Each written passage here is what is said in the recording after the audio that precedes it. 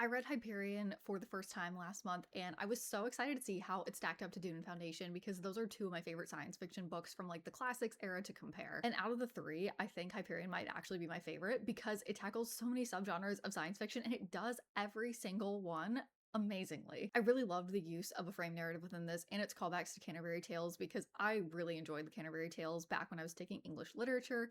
And so I feel like just sort of the structure of this book narratively really aligned with what I like to see in some of my books that I read. And when I was thinking about how I wanted to review and discuss this book, I ultimately came to the conclusion that I feel like I can't do this book justice in a review unless I review every single Pilgrim's Tale that's in it. So I'm going to be breaking down my thoughts on each of those in the order that they're presented in the book. So depending if you're reading the book and you're at a certain point, you can watch this video up until that point and there won't be spoilers. And if you've read the entire book, then you can just watch the whole thing.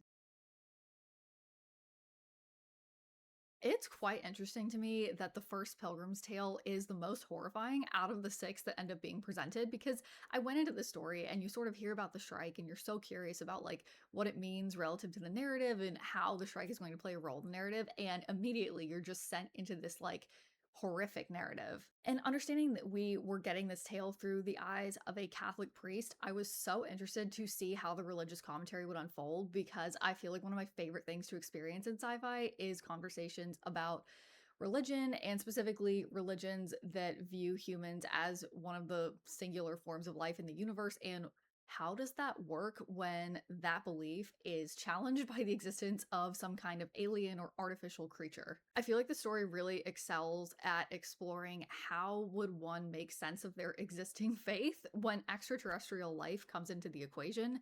And it was just fascinating seeing the overlap between science, mysteries of the universe, and spirituality in this one. And I feel like it's honestly one of the best science fiction pieces of commentary I've read on this specific sort of topic. And that's not even mentioning the depth of the religious imagery presented, the most obvious being Father Dore's crucifixion and how it plays a role in Father Hoyt's story. It's really just a perfect blend of like horror and religious allegory, and also introducing us to this new science fiction world. And I was absolutely amazed by it. After reading The Priest's Tale and having that kind of horrifying experience, I was honestly so unsure what to expect next. And obviously, knowing that Hyperion follows a frame narrative style like that echoes the Canterbury Tales, I knew that probably each Pilgrim's Tale would have some different elements, but I didn't know exactly how different each of those would be or if it was going to lean into horror in a majority of them. This narrative gives us a lot of insight into the future history of humanity leading up to the present day and how warfare within the hegemony has played out. I really liked the inclusion of real world history within the simulation battles because I feel like adding in real world history and real world elements into futuristic science fiction really just adds kind of like a grounded piece to it. And in this case, intertwining real life history with commentary on warfare and hegemony ties together Kassad's journey so well to becoming an anti-war activist. And of course, the role of Minetta in the story offers us some important insight regarding the technological capabilities and motivation of the Shrike. It's a little bit of an interesting juxtaposition to the cruciform concepts that are presented in the Priest's Tale. Ultimately, I think that the way the Shrike affects each of the pilgrims differently, yet holds kind of a static place within the narrative at large, is so brilliantly written.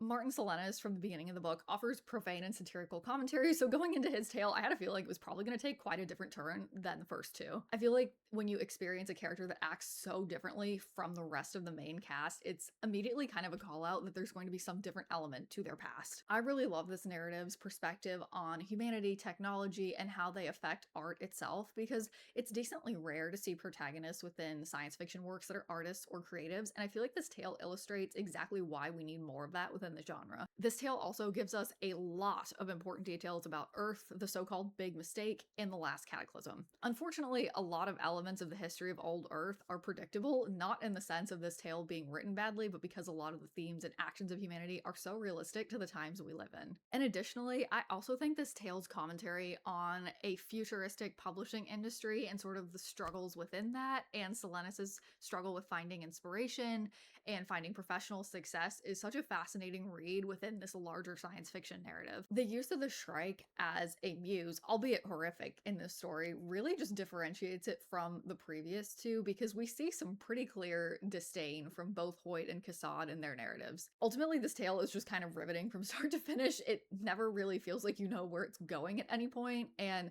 it really just adds so much dimension to the story.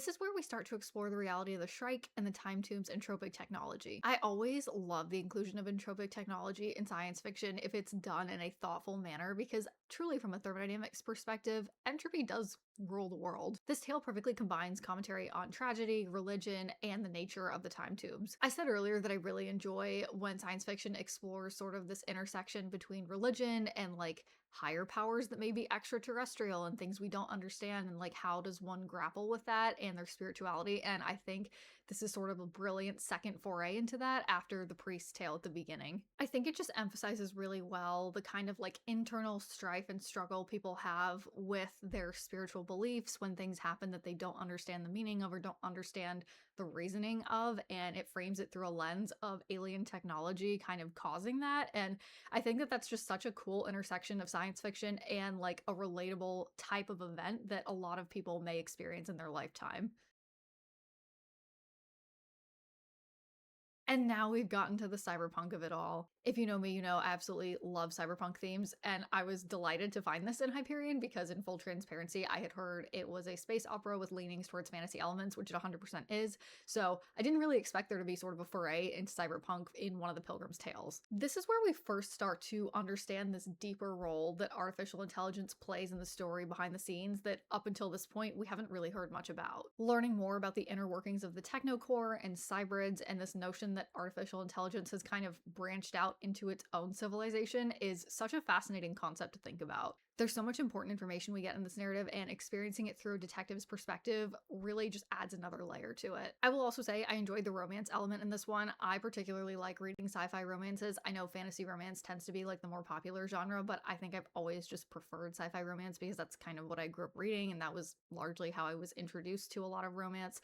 So I think that portion of this also resonated with me in conjunction with the cyberpunk themes and all the information and commentary on artificial intelligence. So I feel like this one was just kind of personally attuned to like a lot of different things in science fiction that I tend to be interested in. And I have to say, I don't usually read mysteries or detective stories that are set in historical time frames or in like present day time frames, but I love a futuristic detective story. And coming off reading Asimov's robot novels, which are pretty much foundational detective science fiction stories for the genre, I feel like this one was really cool to read, kind of in succession to some of those, because it takes elements of that I really like and puts a new spin on it. I also know this tale plays a really big role in the fall of Hyperion, so when I do a full series review, I'm going to come back and talk about this one more and update you on my thoughts about it then. By the time I got to the last tale, I was honestly wondering what else was in store because truly I felt like I had just lived like multiple lives reading this book. I've talked a lot about how I really enjoy ecological commentary within science fiction narratives, and I feel like this one had some of the best ecological commentary I've seen in science fiction in a while. The commentary on tourism, its effects on ecology, and also how warfare affects ecology is so relevant as we're watching climate change happen in front of our eyes in our day-to-day lives. I specifically think the passage where Mirren and Ciri discuss the oil on Maui Covenant, what the hegemony will do with it, is so reflective of our current reality as we're watching the toll that the oil industry is taking on the environment happen right in front of us. This tale really highlights a lot of harsh realities about humanity existing in the future and the reality of the hegemony in some ways that the previous tales hadn't exactly touched on. The inclusion of time dilation in this tale really adds to the tragedy of Ciri and Maui Covenant, and in all honesty, I feel like this is just the perfect setup to the console's reveal at the end of the story. Overall, each Pilgrim's Tale impressed me so much in a myriad of ways, and the way that they kind of built on each other, even though they all utilize different elements to build this larger narrative, was just so fun to experience. The absolute breadth of the themes covered within like a 500-page book is truly insane to me, because I feel like if this book was 1,000 pages or longer, I would maybe expect this much commentary to be in it, but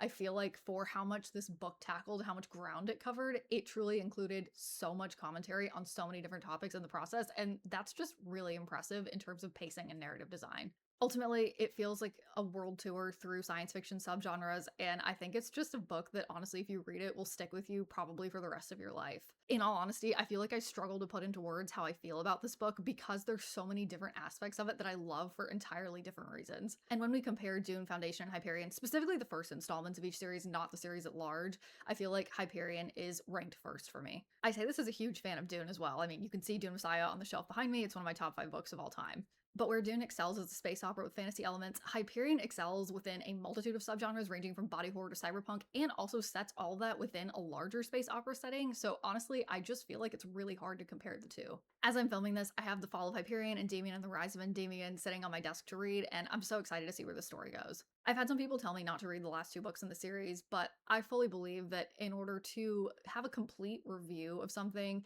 with credibility, I need to read every installment of it to be able to offer the most accurate commentary on the full narrative. And just for continuity's sake, I have read all of Dune and I have read all of Foundation. So I kind of need to complete the cycle here by reading all of Hyperion. I will eventually be doing a full Hyperion Cantos review of the entire series at large, so make sure you're subscribed to my channel, that way you get updated when I release that. And if you're wanting day-to-day reading updates and more science explained videos, make sure to follow me on Instagram and TikTok at Chloe Wright Sci-Fi because I post pretty much every day or close to it. If you made it this far in the video, thank you so much for watching. I absolutely love getting to review books and talk about the science aspects that I love in them and just kind of provide commentary on a number of different fiction pieces that I'm interested in. So it means the world to me to have your support, and I'll see you in my next video.